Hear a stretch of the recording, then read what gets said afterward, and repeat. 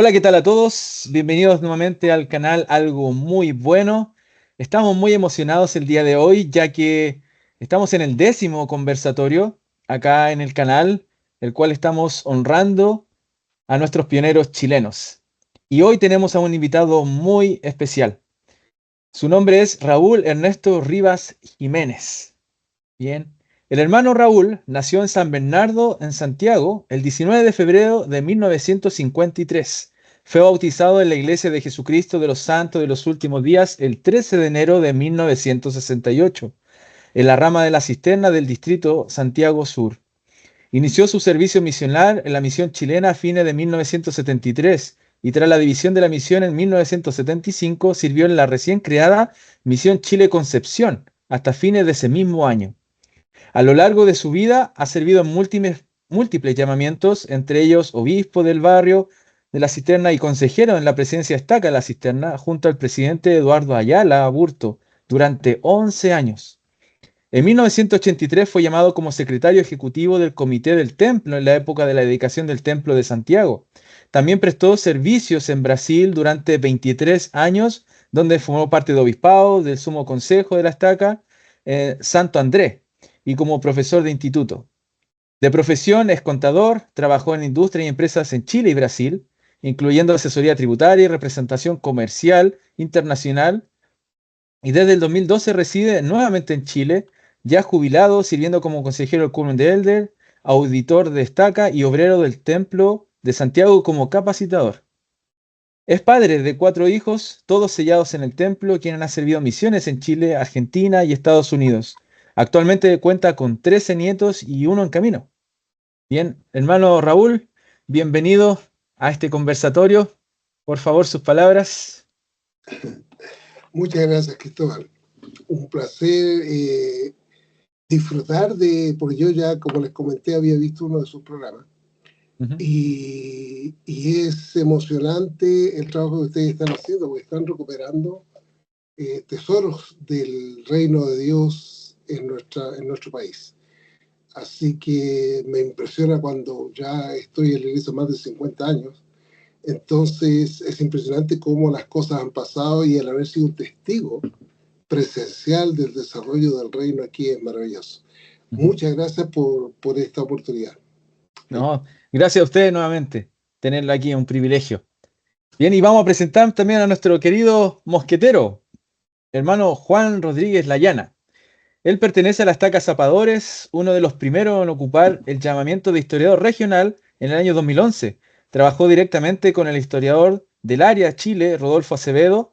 Profesionalmente es orientador familiar en mención en relaciones humanas de la Universidad de los Lagos.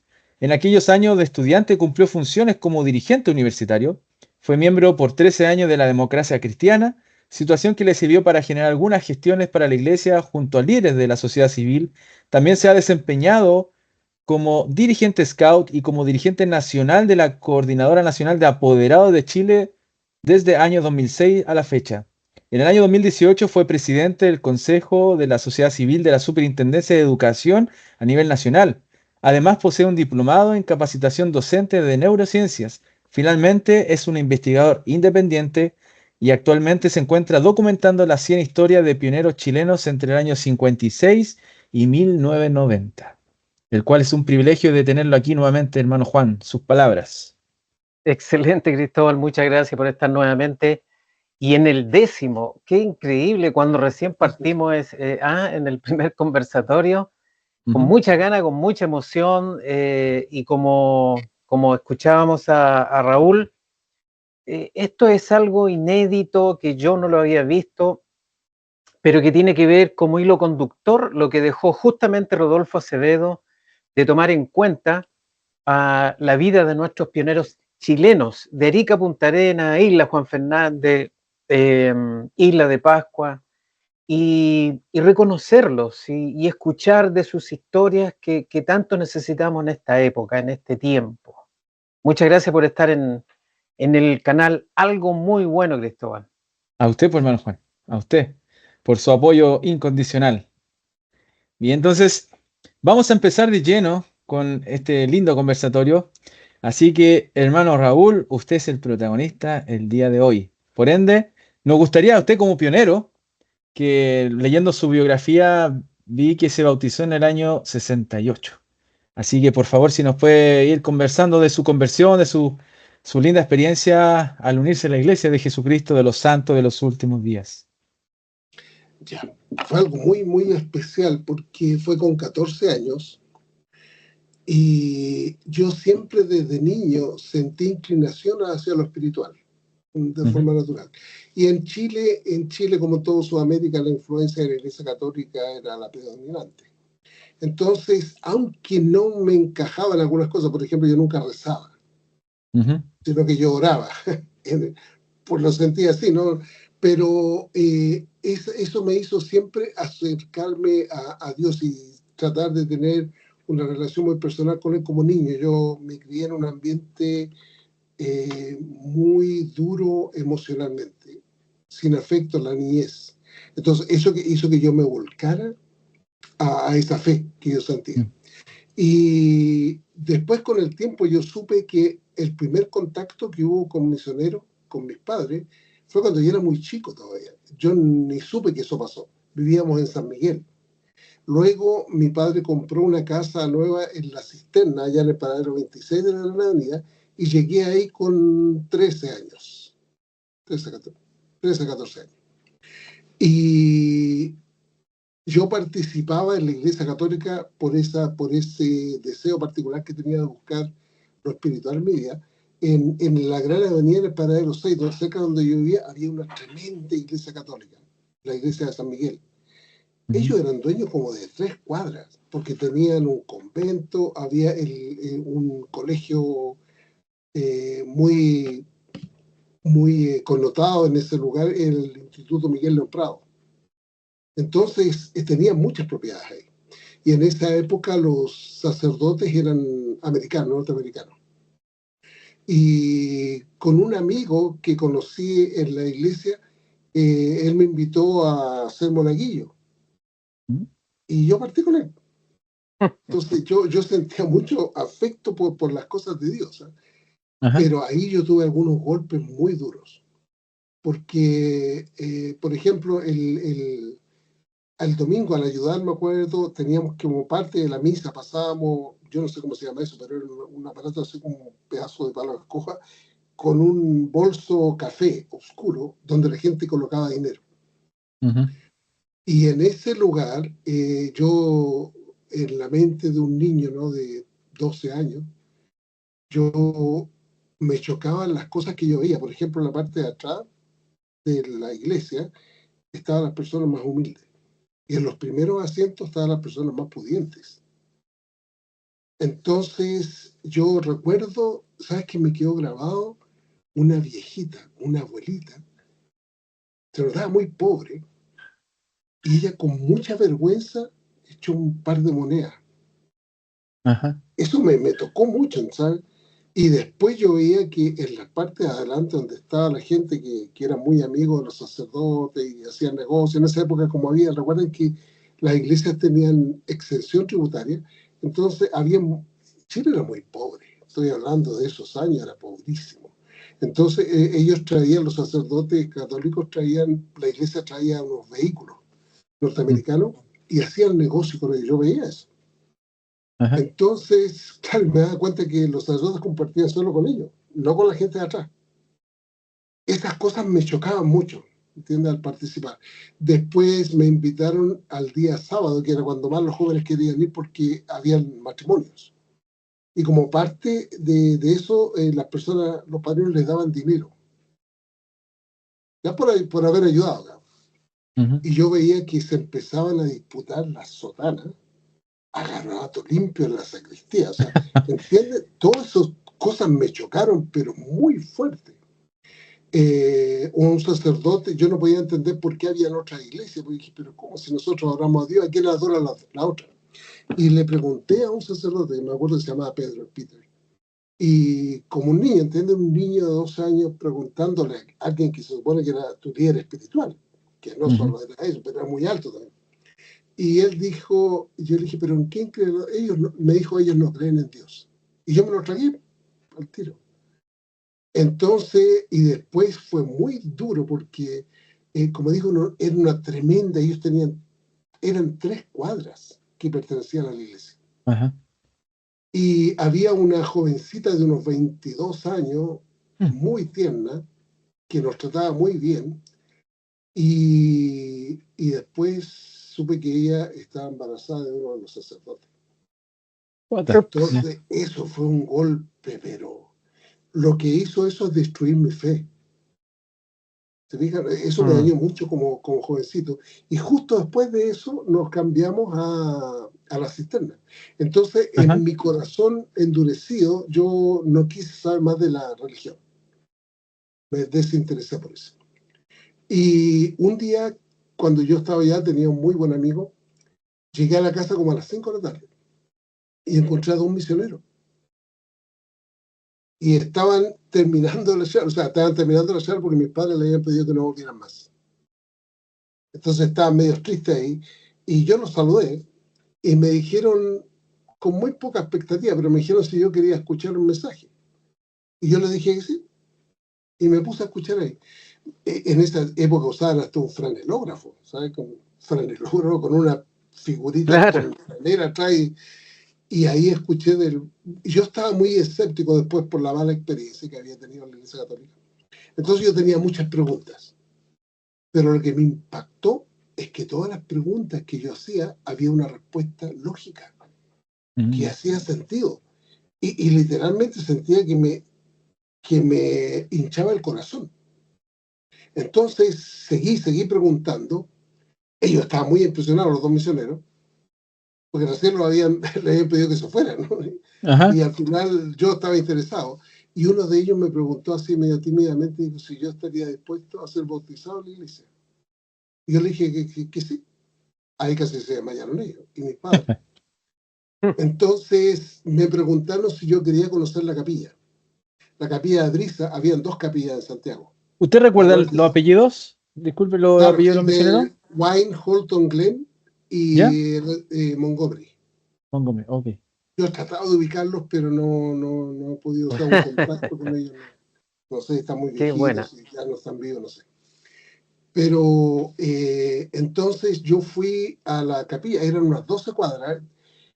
Américo Vespucio había un canal abierto, había cuadras de tierra.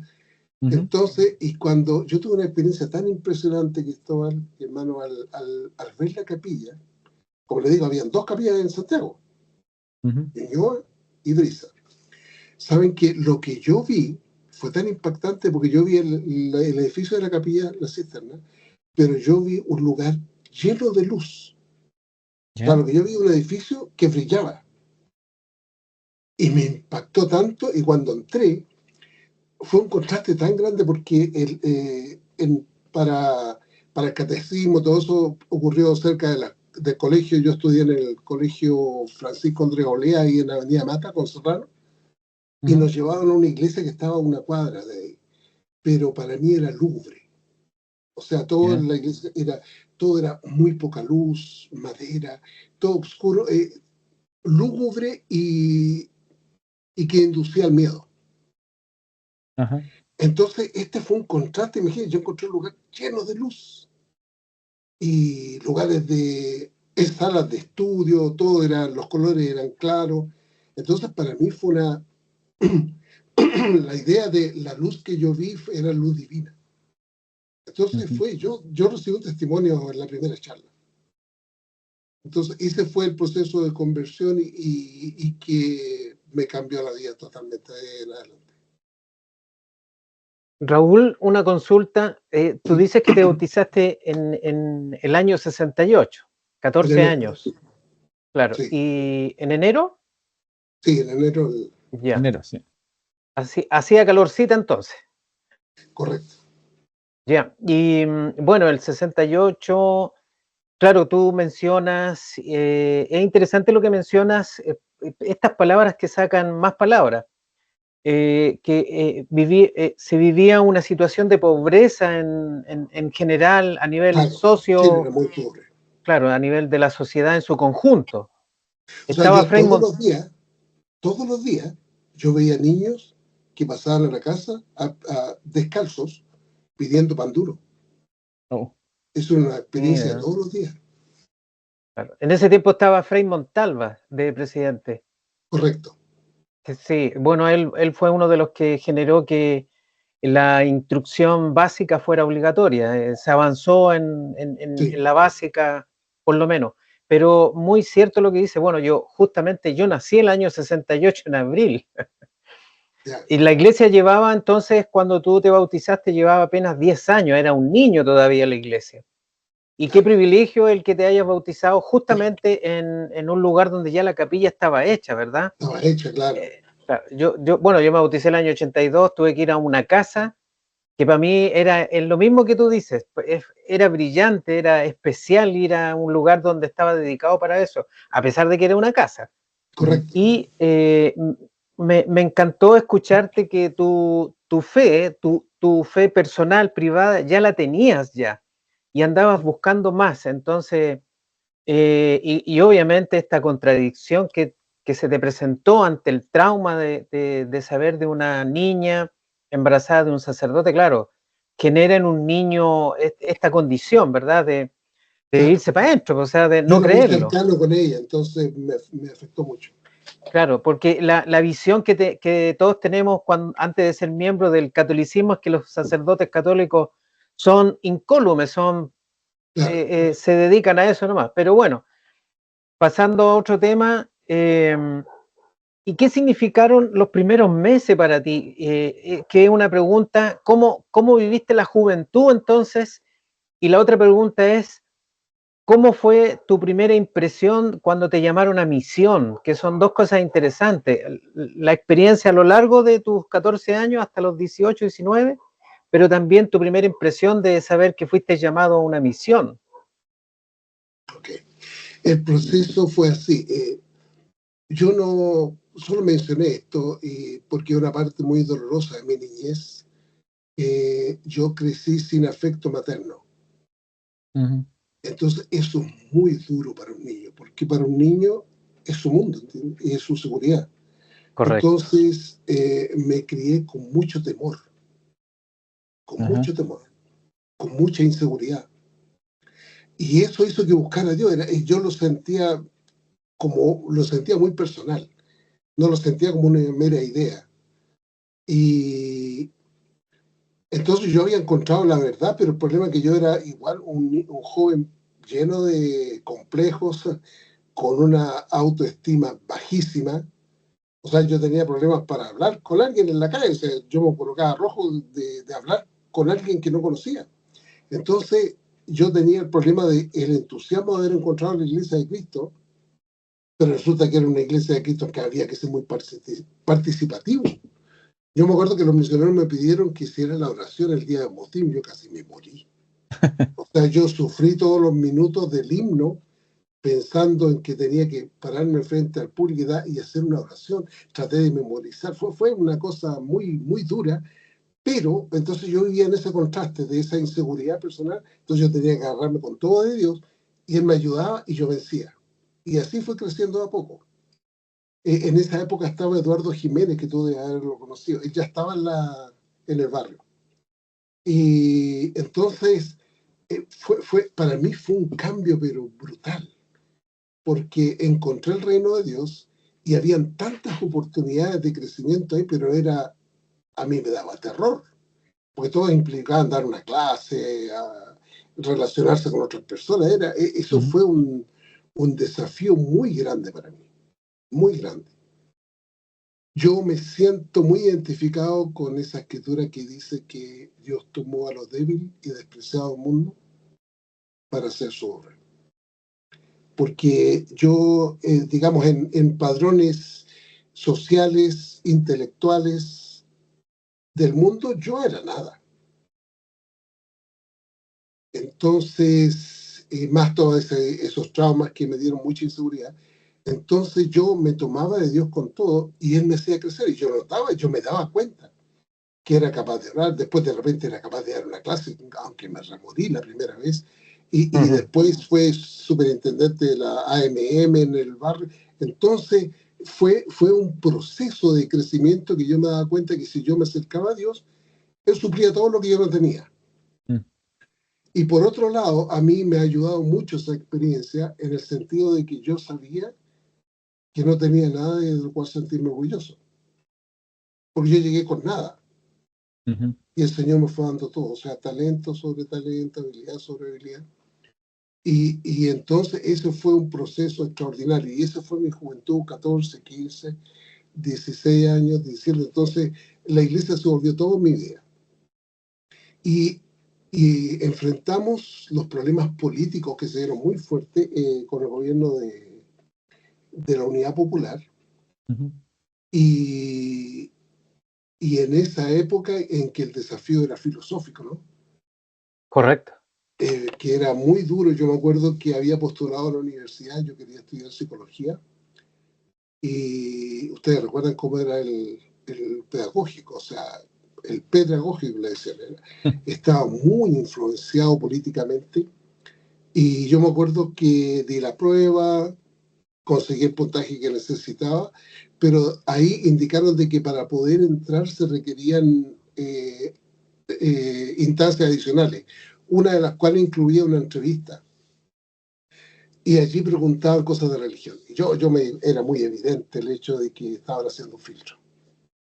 Entonces yo me acuerdo que la pregunta era si yo creía participar en alguna religión y todo eso.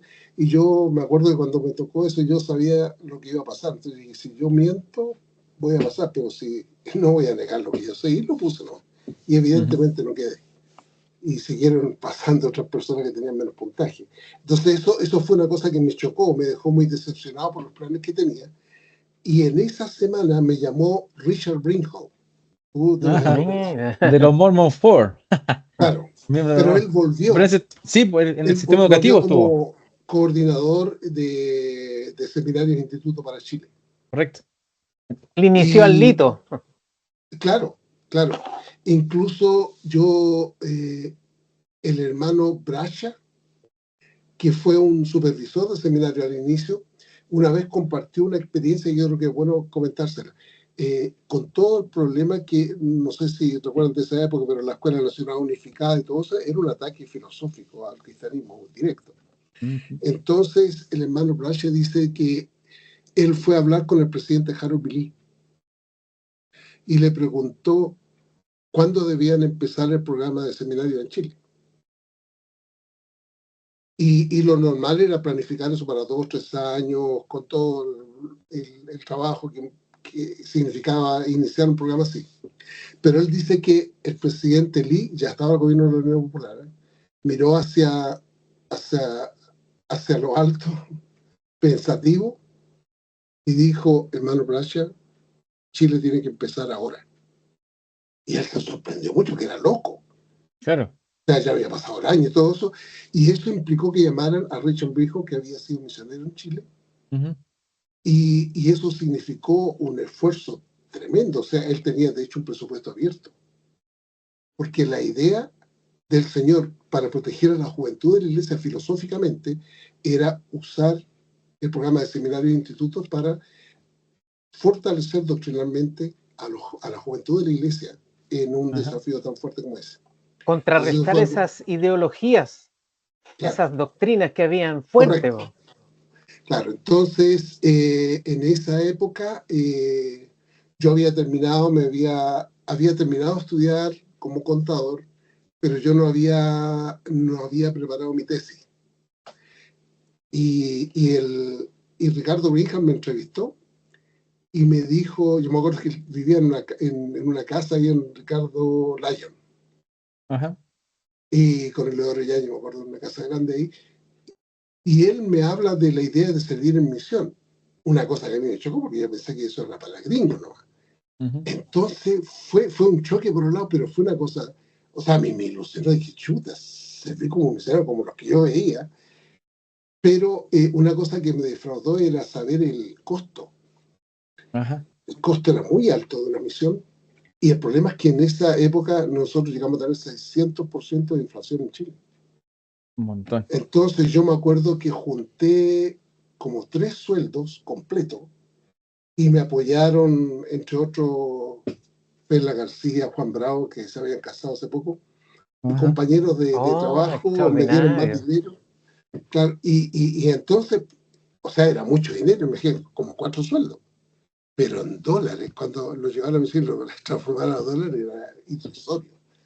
Entonces, en esa época se conseguía ayuda, habían quórumes de 70 en cada estaca, y habían quórumes de 70 en Estados Unidos que adoptaban misioneros. Entonces ellos suplían parte del costo de la misión. Me acuerdo que a mí me informaron los 3 quórumes que me habían asignado a mí, y yo les escribía de vez en cuando durante la misión y todo eso. Y de esa forma, incluso la misión fue duro para mí, porque con el entusiasmo de que nunca habían habido misioneros, todos emocionados en la rama, chuta, no te preocupes, yo te paso $10 cada menos, yo 20, así, $5, pero la verdad es que después no pasó nada. Entonces, la iglesia me daba la parte que había faltado. Pero eso la pasé duro en la misión porque a veces no tenía para lavar la ropa. Chuta. Entonces yo mismo lo hacía en la noche porque no tenía cómo pagarla. Así que en esa época se pagaba la pensión, ¿no? Y la pensión significaba comida y una pieza y todo eso. Pero Completo. había que pagar aparte, había que pagar, tener plata para la micro y pagar el lavado de la ropa. Mira. En esa época no hubo centro de entrenamiento misional, ni templo, nada. Entonces, yo seguí adelante con la idea, mis padres no estaban muy, muy felices. Yo ya había terminado de estudiar, solo no había preparado mi tesis.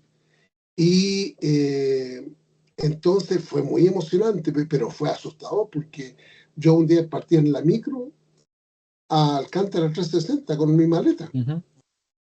Entonces llegué allá, el presidente Clay era el presidente de la misión, y eran personas muy refinadas ellos, él y su esposa eran extraordinarios. ¿Qué Entonces, presidente era? ¿Cómo se llama el Royden presidente? Glade, Presidente Royden Clay. Glade, claro, que mi hermana me comentó que todavía está vivo. Oh, wow. 96, mire. claro, todavía está vivo. Y entonces yo me sentía muy apocado, ¿entiendes? Con mi maleta era súper humilde, y yo veía las maletas de los gringos que eran preciosas y todo. Entonces era muy asustador el estar ahí, pero ellos fueron angelicales para recibirme, y a mí me impresionó tanto. Yo era alguien tan simple que fuese tan bien tratado por personas que eran muy refinadas, y hombre fabuloso. La esposa del presidente Clay había cantado en el coro del tabernáculo, era una mujer muy talentosa. Y bueno, ahí nuevamente yo tenía que colgarme del Señor para salir adelante, y solo el pensar que los misioneros paraban gente en la calle que nunca habían visto, y para mí era, yo sé que esto es muy inusual porque no era normal, pero para mí era todo un desafío. Entonces, el proceso continuó igual. Me tenía que colgar del Señor, y Él me ayudaba a ir creciendo de un peldaño en otro. Y entonces eso fue extraordinario para mí. Y el presidente Clay también fue tan sensible que él se dio cuenta que yo me faltaba dinero, me llegaba muy poco dinero. Y él empezó a aportarme de su cuenta personal, me mandaba un cheque a suplir eso. Claro, porque al poco tiempo, a los 4 meses, me armaron como compañero mayor, después como líder de distrito, después como líder de zona, que era algo muy nuevo porque éramos muy pocos los chilenos. Y cuando se dividió la misión y se formó Concepción, me llamaron como asistente. Entonces eso era inimaginable porque eran solo gringos que hacían eso, porque éramos muy pocos, los chilenos éramos como unos 10, entre 250, no sé. Raúl, en relación justamente a este tema que estás tocando, qué bueno que lo toques, porque eso es parte de nuestra historia, pero que poco como que se publica.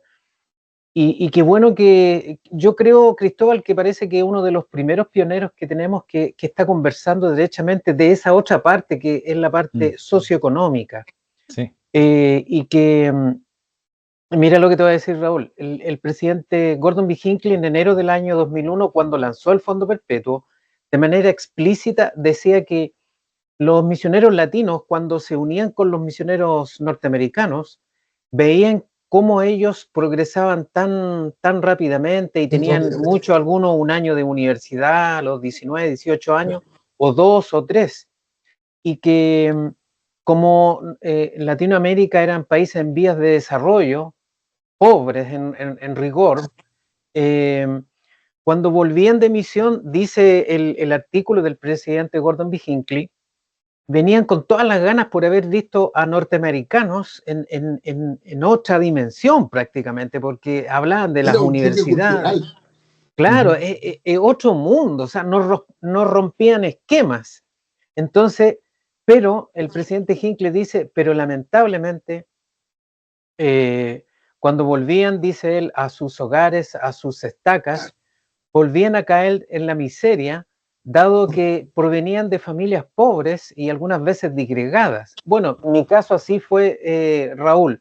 Eso que mostró el presidente Gordon B. Hinckley es lo que yo viví el año 87. Yo quedé pero vislumbrado de ver norteamericanos en otra dimensión, avanzados en temas, y yo, igual que tú, con una maleta toda humilde, un puro traje y un puro par de zapatos. Entonces uno quedaba como, cuando terminaba la misión, uno llegaba con tanta energía, me voy a devorar el mundo.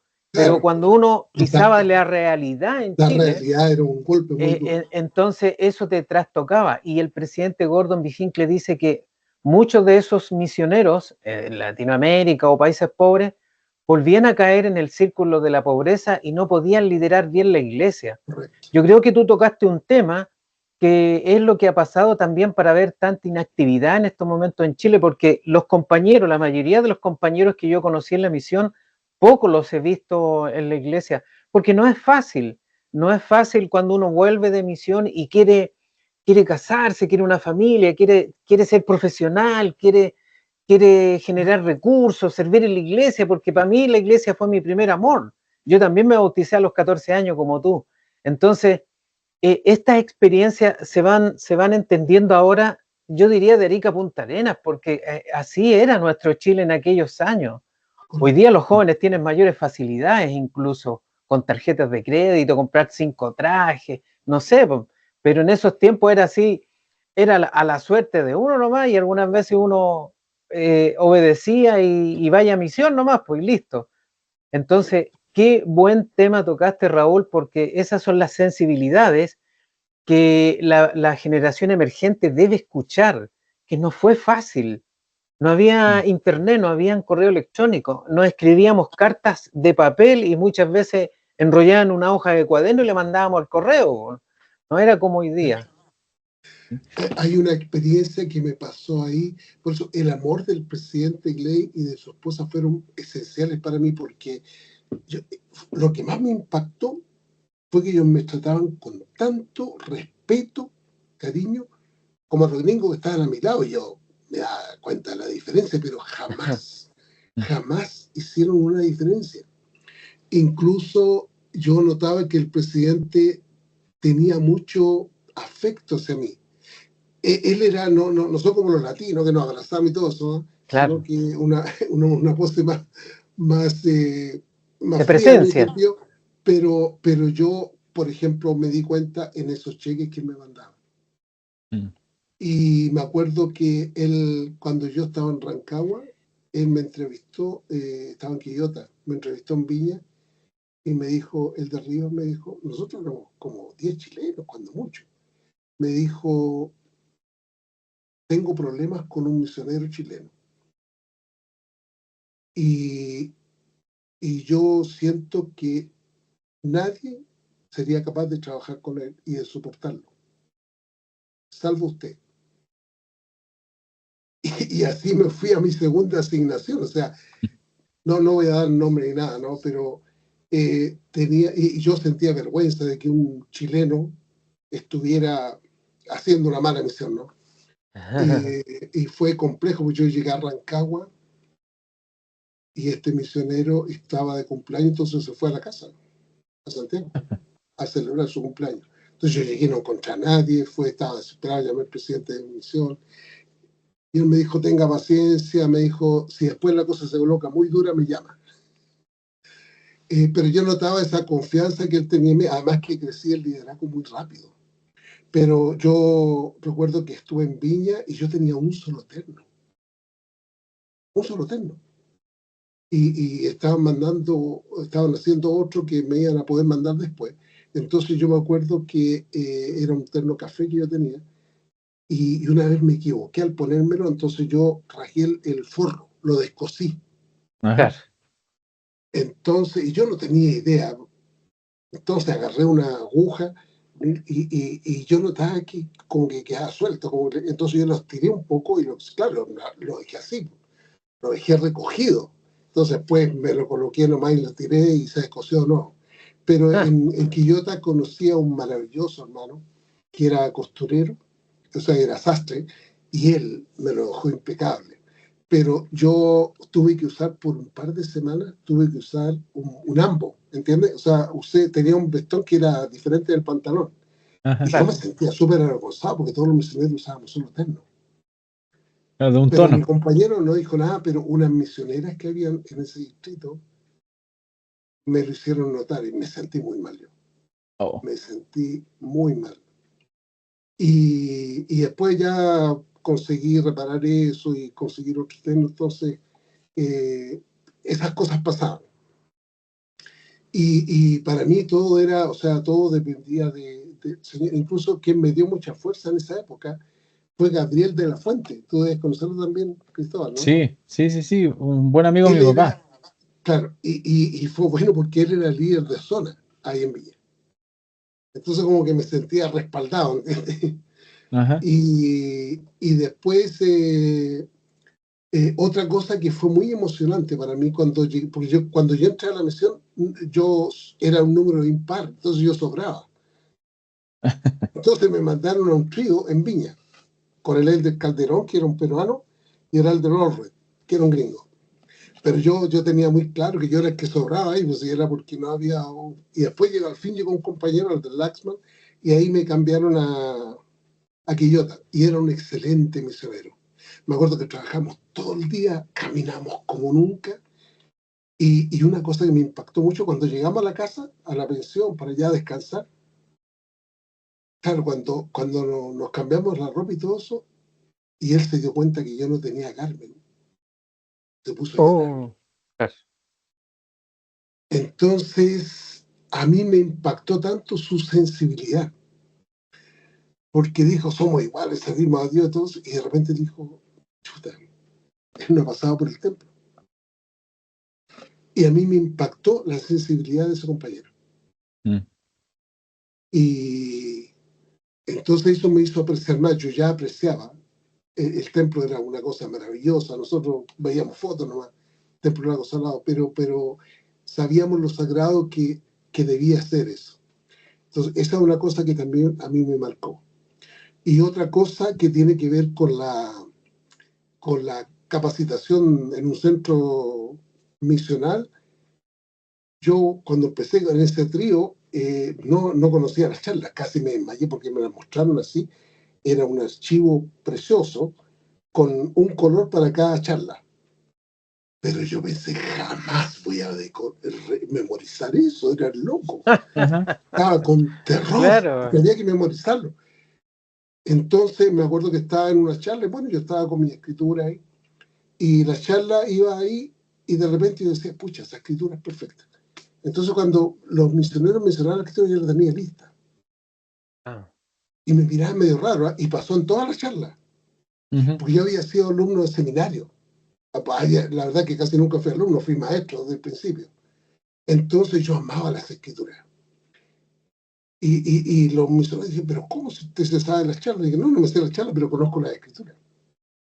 claro. Entonces, eso fue una experiencia interesante y eso me ayudó en el proceso de... Raúl, Claro.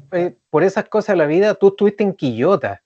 Para Sí, nosotros, estos investigadores que hacemos de nuestros pioneros, allí estuvo Parley Piprat. ¿Tú escuchaste de sí, él? en el Cerro Machaca. Claro, Perdón, Mayaca, eso, Mayaca. Cerro Mayaca. Mayaca, ¿Y sí. qué Sí, escuchabas yo de fui esa ahí. historia? ¿Qué escuchabas de eso? Y ahí nadie sabía, ¿eh? Entonces yo me fui a un museo porque era un peladero el cerro, cuando yo estaba ahí.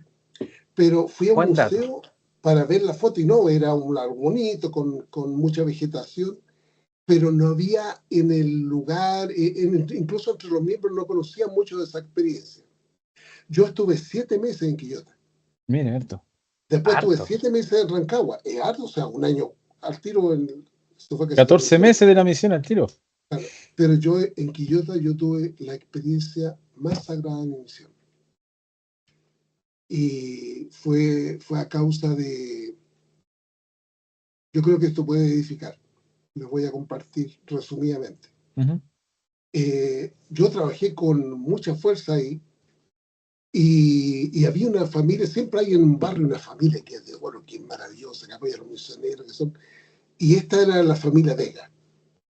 Y había una jovencita de haber tenido unos 10 años, Rosita Vega. Ella era encantadora, una niñita pero encantadora, muy delgadita. Y ella quería mucho a los misioneros, nos ayudaba siempre. Y esta hermana tenía una hija que estaba pololeando con un joven que estaba haciendo servicio militar en el regimiento ahí en Quillota. Y nosotros fuimos a hablar con ellos para marcar la entrevista bautismal, porque tenían que venir, el líder de distrito era de La Calera, entonces era súper complicado para hacer la entrevista. Y le pedimos a la hermana que le pudiera avisar, y ella dijo, no se preocupe, le mando a la Rosita, que era la única que estaba en la casa ahí. Pero yo dije, no, hermana, es muy chica, había que tomar una micro y cruzar una avenida que iba hacia Viña. Dijo, no, sí, está acostumbrada y todo eso. Entonces, bien, nos fuimos, pasó el resto del día, y al otro día nos levantamos a las 6 de la mañana, estábamos tomando desayuno, y yo siento que alguien toca la puerta. Muy raro, a las 6:30 de la mañana. Y cuando la hermana que nos daba pensión salió a abrir, escucho llanto y ¿sabes? Esa sensación que el estómago se te retuerce al tiro, que sientes el aire de tragedia. Y era la mamá de la Rosita que venía a decirme al de Rivas, atropellaron a la Rosita una camioneta de la Armada. Y está muy grave en el hospital Gustavo Frique, ¿no? En Viña del Mar. Por favor, sálvela. Chuta. Saben que cuando ella dijo eso, las piernas se me doblaron, literalmente. Me fui al tiro al baño y me arrodillé en el baño a orar. Porque yo sabía que tenía el sacerdocio, que podía dar una bendición, pero yo no sabía cuál era la voluntad del Padre. Y yo dije, ¿cómo le digo a una madre que su hija se va a morir? O sea, no fue... Saben que esa fue una experiencia tan dura porque cuando yo estaba arrollado ahí en el baño, este sentimiento vino a mí. ¿Qué pasaría si no estuviese guardando las reglas de la misión? Si no estuviera guardando los mandamientos. Eso me dio terror. O sea, no ser digno de bendecirla. Yo era digno. Pero la sola sensación de estar en una situación en que uno no fuese digno me hizo sentir y valorar la dignidad personal como nunca hasta ahora. Y mi compañero, que era gringo, él dijo, no, él estaba desesperado, dijo, yo pago un taxi para ir de Quillota allá, era una locura.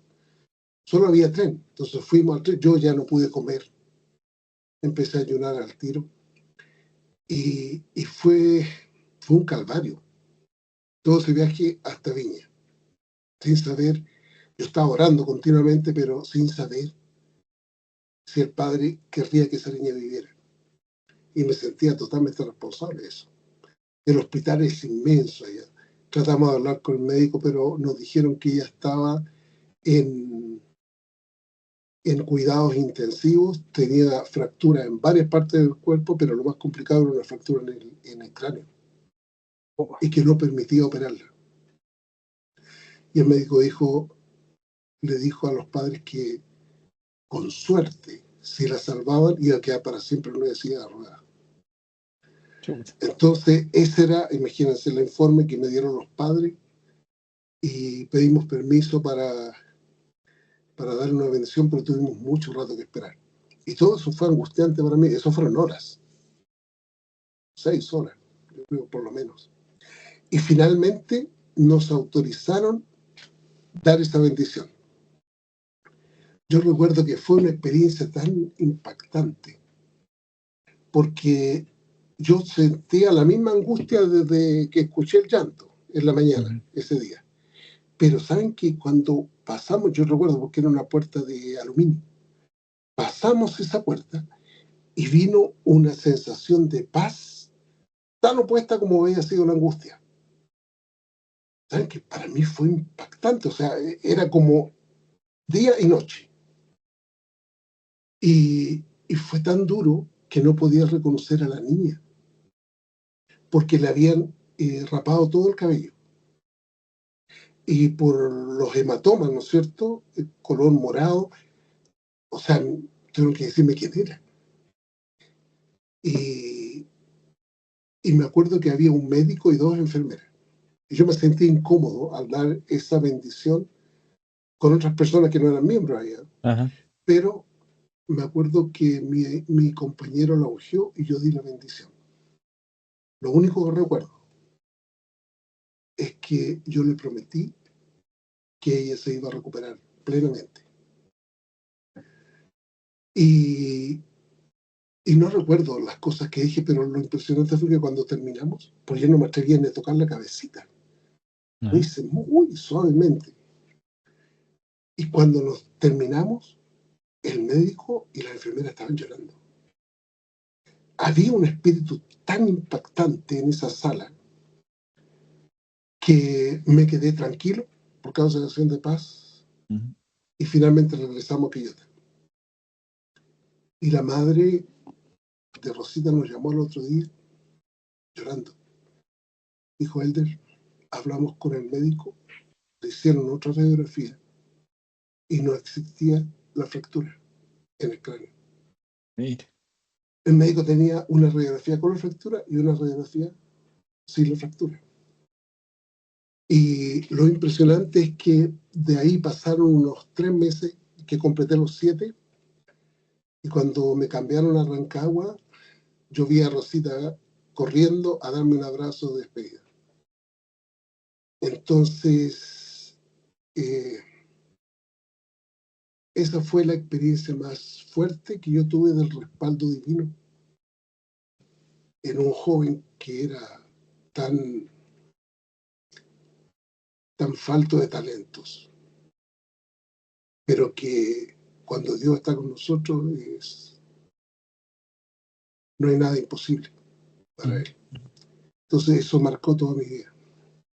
Bueno, Raúl, le agradezco por esa linda experiencia, tan linda, tan edificante, y claramente queda en evidencia de que cuando estamos bajo el llamamiento como misioneros, con ese manto, somos literalmente discípulos de Jesucristo, representantes de Él. Eso es literal. Entonces, muchos hermanos recurren a nosotros cuando somos misioneros de tiempo completo y confían en eso porque somos, por así decirlo, lo más cercano a Jesucristo. Entonces, qué experiencia tan especial, qué experiencia única que está compartiendo hoy en este día. Entonces, le agradezco por eso, porque también muestra todo la realidad como lo que vive un misionero.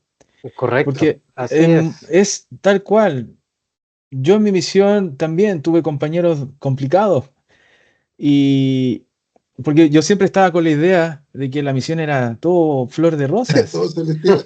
Claro, entonces, y no es así. Y ver su historia con respecto a cómo era la misión en los años 70, con esa perspectiva de el tema de la ayuda monetaria. Hoy en día es muchas más facilidades para pagar la misión. Entonces, antiguamente estaba ese esfuerzo adicional de los padres. Y yo me imagino, yo conocí a sus padres. Y, yo me imagino cómo ellos vivieron eso también. Entonces, es muy, muy especial, hermano Raúl. Es muy especial. Entonces, le agradezco por este espacio, por compartirnos esto tan sagrado que es el suyo. Entonces, Lo eh, hago porque siento que esto puede ayudar a, como esta es una audiencia de santos, ujú, puede ayudar a fortalecer testimonios de otros. correcto, Pero correcto. por Así supuesto que entonces, puede fortalecer a muchos de nuestros hermanos y hermanas, Raúl, que incluso algunos están semi-inactivos y que estas cosas, que eso también te quería preguntar, Raúl, que estas cosas yo las percibo hoy día con la visión que me dejó Rodolfo Acevedo, que iban a servir para los momentos que hoy día vive nuestro país. Porque, como dice Gordon B. Hinckley, la historia sirve para no repetirla. Pero yo Correcto. también digo, también para repetir lo bueno que pasaba en ese tiempo.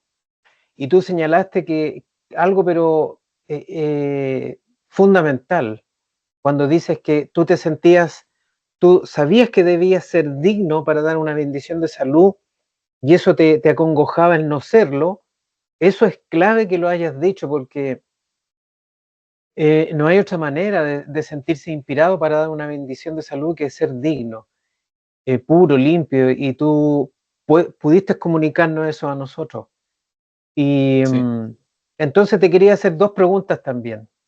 Ahora avanzando, tú hiciste la misión, al igual que Lito, en un contexto sociopolítico adverso, como era el 73, ¿verdad?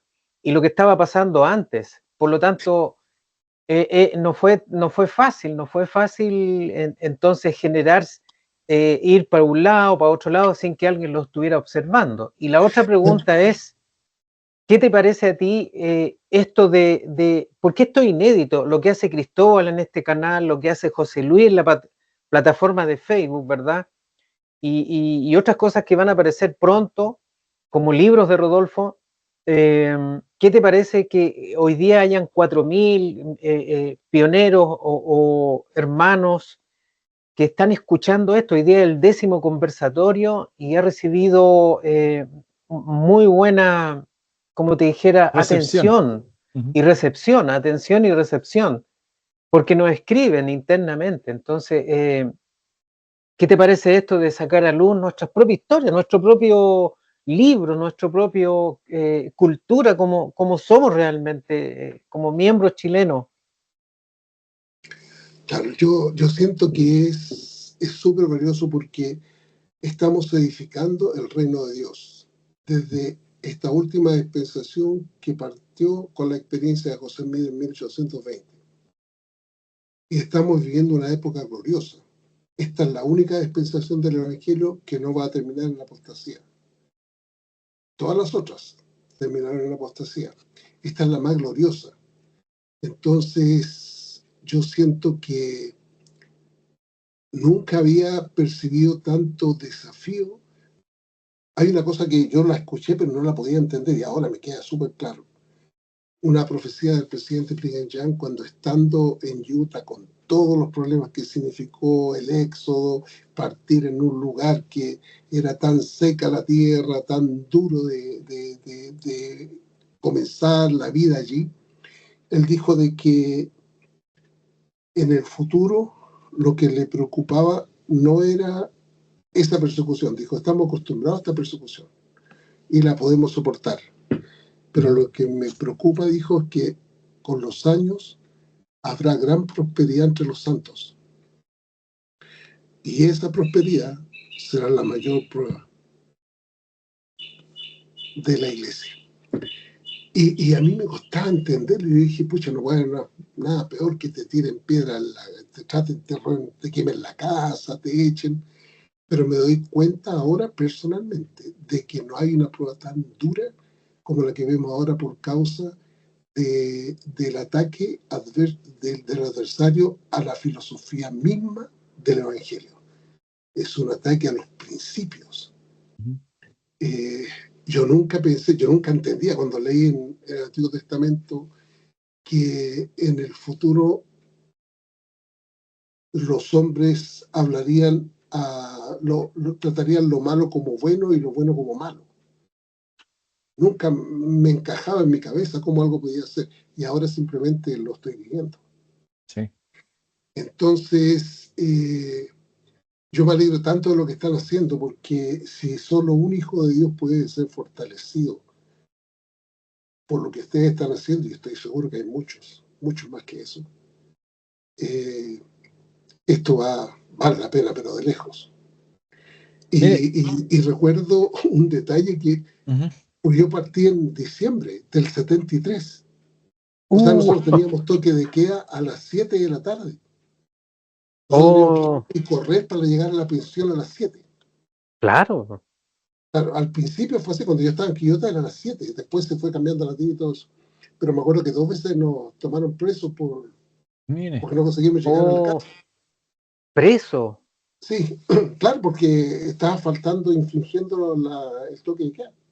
¿Y qué le hicieron en la comisaría? Perdón. No, lo interesante fue que mi compañero de Lama era súper simpático, por suerte. Muy simpático. Y él andaba siempre con una armónica y la tocaba muy bien. Entonces se puso a tocar, estábamos adentro de la cárcel y se puso a tocar. Estábamos nosotros dos nomás. Entonces los carabineros no trataban bien y dijeron, no vuelvan más tarde, todo eso. Entonces después ya nos conocían y nos mandaron a la casa que fuéramos con cuidado. Pero no nos trataron bien ahí. Qué bueno. Qué buena, Mire, es una anécdota importante. Es una anécdota. Muy corto. Sí, una anécdota. Teníamos que estar en la pensión. Sí. Mira, hermano, Rivas, algo especial que quiero también compartir esta noche. Y como dice usted, más de algún miembro también le va a traer recuerdos. Y vamos a aprovechar también de hacer un pequeño homenaje a quien fue un primer líder local Así es. en Así todo es. ámbito, quien fue el hermano Carlos Cifuentes. Bien. En los registros de mi papá y también navegando en sus archivos físicos que él recopiló, porque él donó muchas de las cosas que recopiló por más de 40 años, están hoy en día en Pedro de Valdivia 1423, en el subterráneo, en el Centro de Preservación de Registros. Ahí está casi todo lo que mi papá encontró, está donado ahí. Y también dejó algunas cosas en casa. Y en casa encontré varios VHS. Por ejemplo, el testimonio del primer misionero, el del Olred, los informes especial también que hubieron Santiago Pavlovich. de Santiago Pavlovich que dedicaron a la iglesia, sí. Que hubieron dos. Uno, el primero bien controversial, pero el segundo fue más asertivo y más positivo, exacto. Claro. Y aclaró todos los puntos. Entonces, y de hecho, hay en las páginas locales de aquella época, a Santiago Pavlovich se le regaló un cuadro de la proclamación de la familia, que se le entregó a la presidencia del área, el hermano Lamartine, el hermano Lynn Taylor, y mi papá en ese tiempo era el director de Asuntos Públicos. Entonces, está la fotografía también de aquella anécdota. Y encontré un VHS que estaba en los servicios fúnebres del presidente Cifuentes. Entonces, al verlo, es muy, muy emotivo, muy personal de la familia, el cual me contacté con ellos y me autorizaron para poder mostrar la parte donde sale usted, hermano Raúl. Porque yo lo vi y cuando dijeron va a dedicar la sepultura a Raúl, presidente Raúl Rivas, yo me imaginaba a su padre. Y de pronto vi la imagen y empezó a hablar. Dije, no, no es el padre del hermano Rivas, es el hermano Rivas que lo conocí cuando estábamos en el Sotero del Río, recién casado con mi esposa. Y claro, pues sale usted jovencito, hermano Raúl. Entonces, quiero mostrar esta parte tan especial porque es una oración de dedicación de la sepultura del hermano Cifuentes. Entonces, hay algo solemne aquí, el cual vamos a poder compartir. Bien, entonces quiero compartir este video. Vamos a proceder en este momento a dedicar la sepultura donde descansarán los restos mortales, el cuerpo físico del hermano Carlos Cifuentes Pérez. Esta oración será dedicada por el presidente Raúl Rivas. nuestro Padre Celestial, en virtud de la sagrada autoridad del sacerdocio de Melquisedec que poseo, vengo a dedicar esta tumba en favor de nuestro hermano Carlos Antonio Cifuentes, para ser la morada de su cuerpo físico, desde este momento en que está siendo depositado en ella, hasta el día de la resurrección, en que su espíritu inmortal se una a su cuerpo físico para heredar la corona de gloria que nos ha sido prometida a los fieles. Mediante esta misma autoridad, bendigo este lugar para que sea siempre un lugar de paz y de calma, un lugar donde sus cuerpos puedan reposar tranquilamente. Y bendigo este lugar contra las inclemencias del tiempo y de la naturaleza, de modo que pueda permanecer para siempre como un lugar de reposo y de descanso, hasta el glorioso día de la resurrección. Y para que ese reposo dulce y maravilloso, que ha sido en nuestras vidas la vida del Alto Cifuentes, pueda permanecer en su familia y en los corazones de aquellos que aún están aquí en la tierra, y para que su ejemplo pueda permanecer con todos nosotros. Y esto dejo en nombre del Señor Jesucristo. Amén. Bien. Ahí está ese lindo extracto del video de usted dando esa oración de la sepultura. Y esto me remonta a los registros de mi papá y de este maravilloso libro. A ver si se alcanza a ver ahí, Alturas Sagradas. Y en el capítulo que dedica en la parte de la dedicación, el presidente Gordon B. Hinckley, en aquel tiempo era apóstol del profeta Kimball, y él se refiere al hermano Cifuentes. Bien, me gustaría poder citar lo que él dijo, el mismo ¿En apóstol qué Hinckley. página, Cristóbal? ¿En qué página? 96, si tienen la página ahí, lo cual me gustaría leerlo, que dice: luego evocó la persona del elder Carlos Cifuentes como un instrumento en el crecimiento de la Iglesia en Chile, siendo su reciente llamamiento como primer consejero en la presidencia del Templo de Santiago, la coronación a una gran vida en el servicio del Señor. Bien, recordar que el hermano Cifuentes fue el consejero del presidente Olsen, hermano Olsen, que fue el presidente del templo.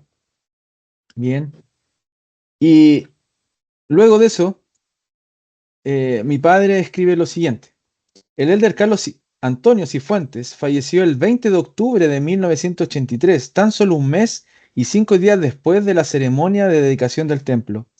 Él había sido bautizado en 1958 y llegó a ser el primer chileno en servir como presidente de rama, presidente de distrito, consejero de la misión chilena, presidente de estaca y representante regional. Al momento de su fallecimiento servía como primer consejero de la presidencia del Templo Santiago de Chile. Su recuerdo y su obra estuvieron presentes en estos momentos de emoción y no fueron pocas las fuertes emociones que se vivieron en esos instantes especiales. Bien. Entonces, qué maravilloso que el mismo profeta coronó a hermano Cifuentes como un fiel siervo del Señor. Bien. Entonces, qué bendición también tuvo usted,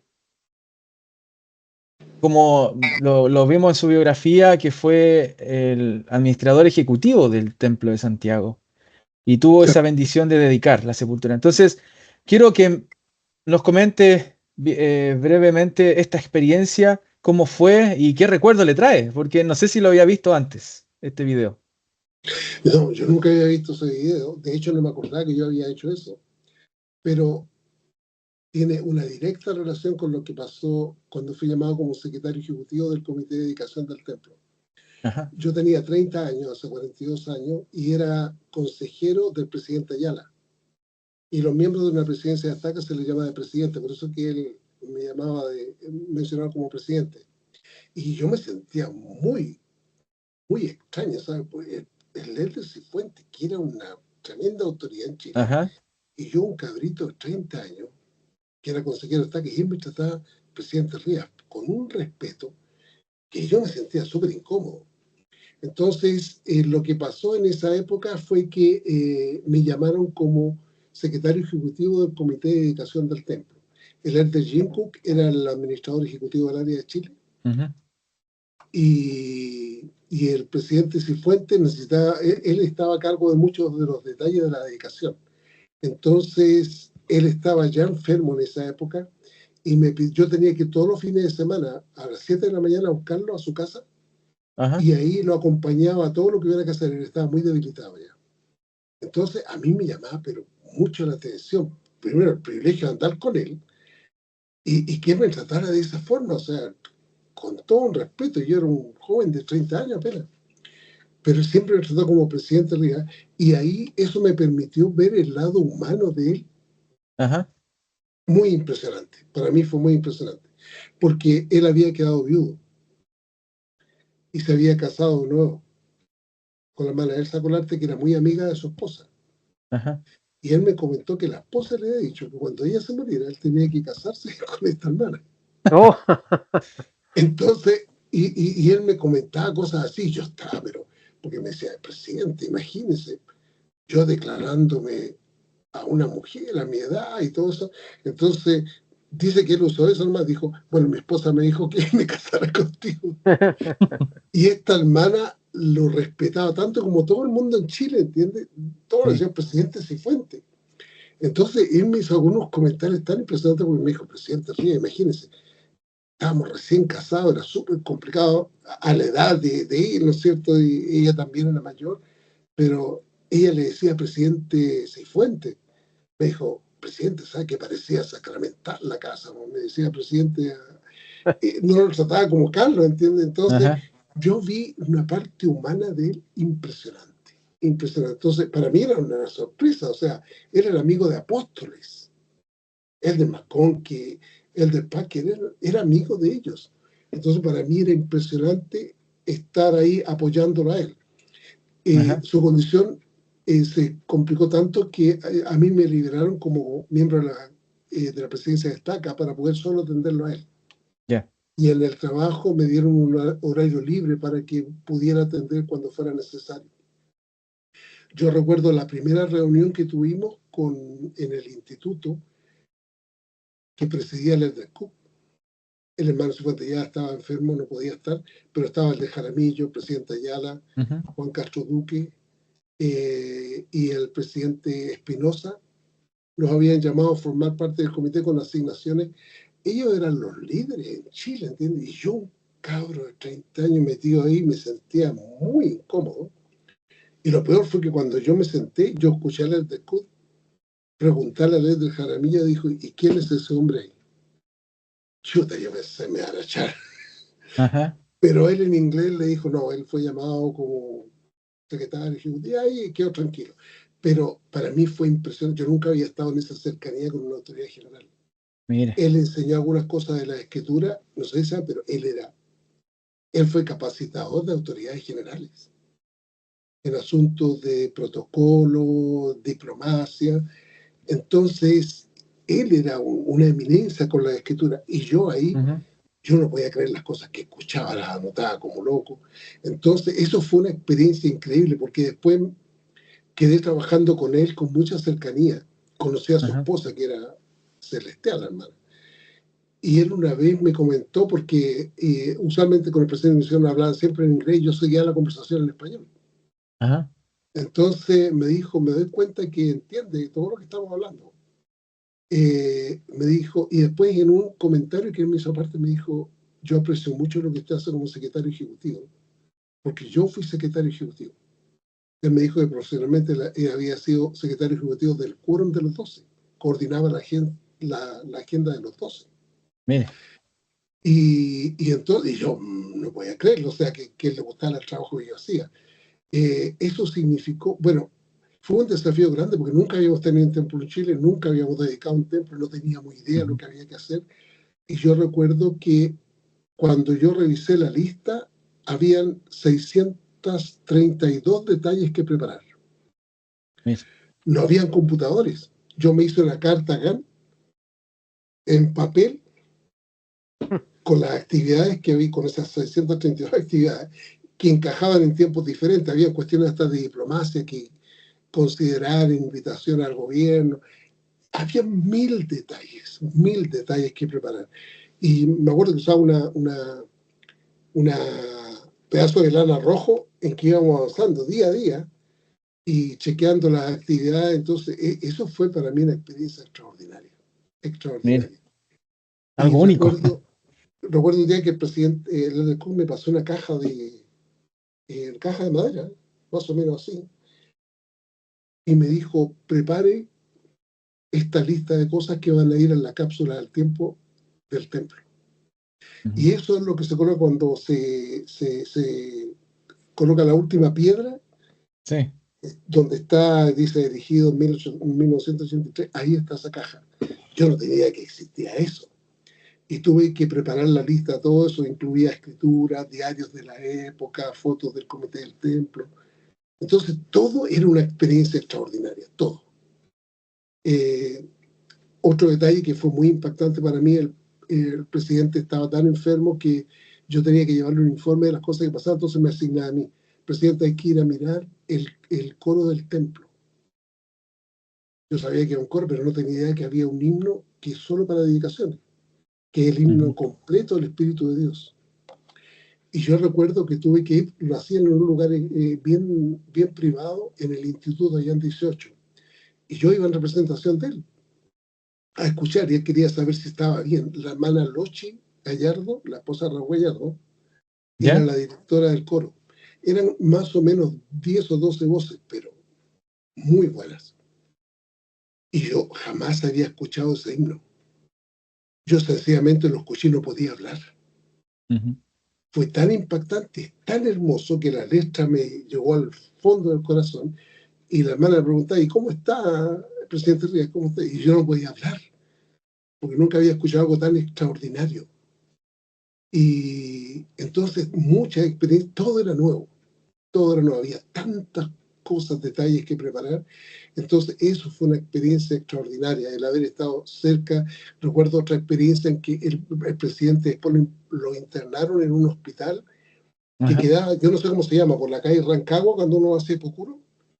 Al lado izquierdo era un hospital viejo, ahí estaba internado. Yo después iba al hospital a darle informes. Y una vez llegué, y saben que había ¿cómo se llama? Un toallero de estos de fierro, que estaba arrancado. Y él me dijo, me confesó una cosa que era impresionante para mí. Me dijo, presidente, yo soporto todo, dijo, pero yo no consigo soportar el dolor físico. Y dice que era tanto los dolores que tenía que se había firmado si lo había arrancado. Entonces, claro, uno nunca piensa, pucha, líderes como eso tienen dolor físico o cosas que son duras para ellos y uno nunca se imagina que eso pasa. Pero muchas de esas experiencias fueron extraordinarias. Hermano Raúl, Cristóbal, yo siempre he querido decir esto, ahora que tenemos el conversatorio número 10, y yo creo que muchos se van a impresionar de lo que voy a decir y el nombre de Carlos Cifuentes, y que es el siguiente ejercicio, que los hermanos revisen su línea de autoridad y van a encontrar allí, de Arica a Punta Arenas, Carlos Cifuentes, un nombre que nunca podremos olvidar aquellos que guardamos con cariño cuando nos avanzaron en el sacerdocio. Carlos Cifuentes, en la línea de autoridad.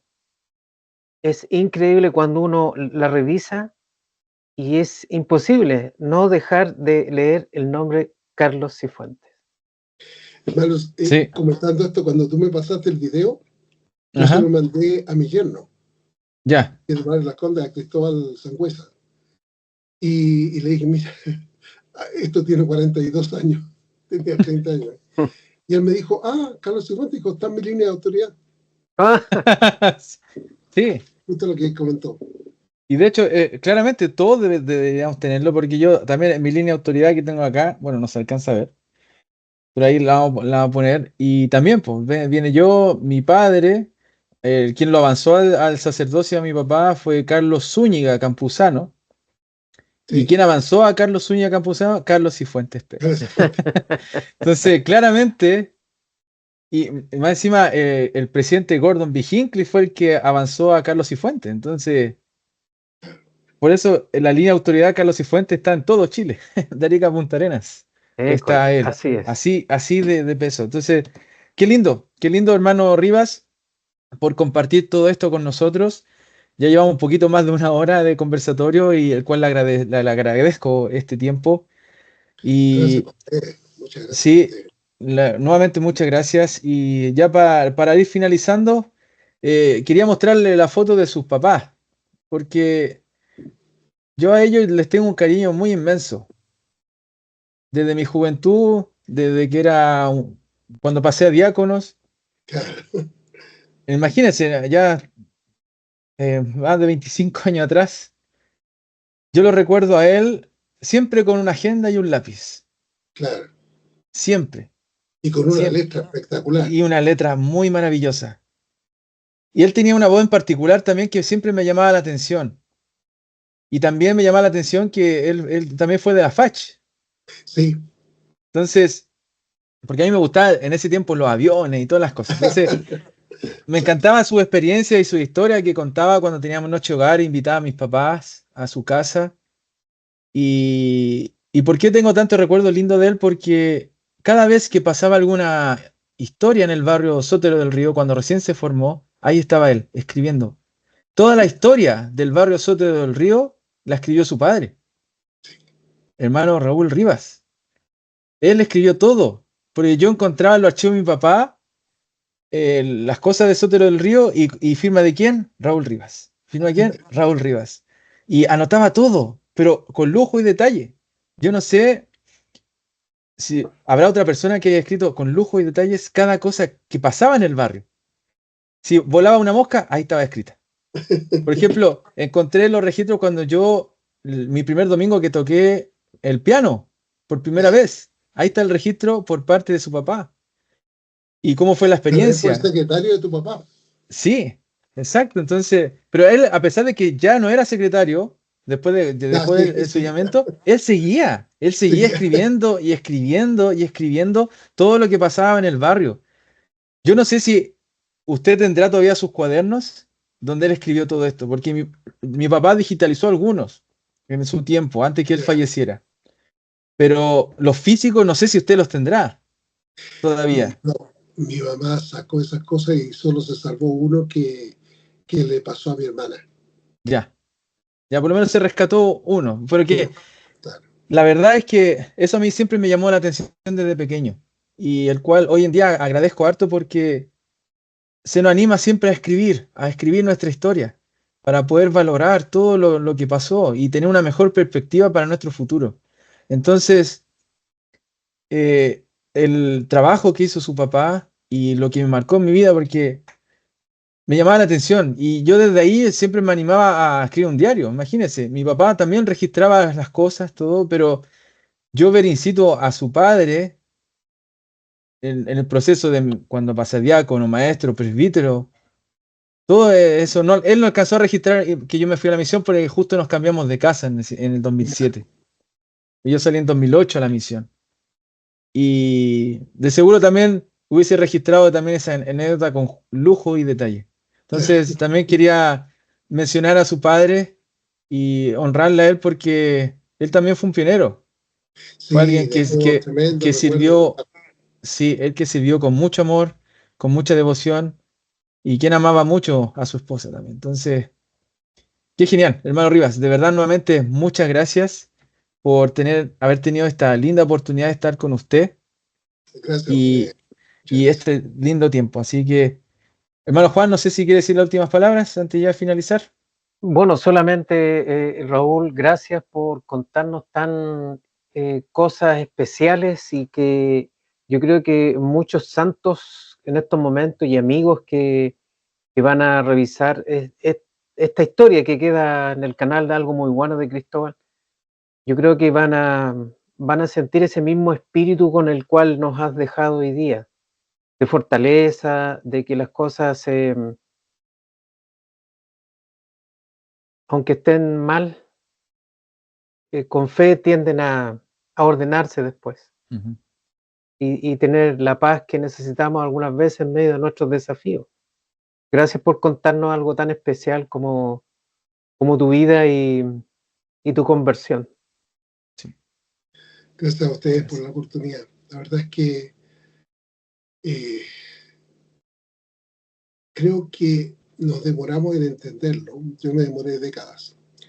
Pero el amor de Dios es absolutamente personalizado.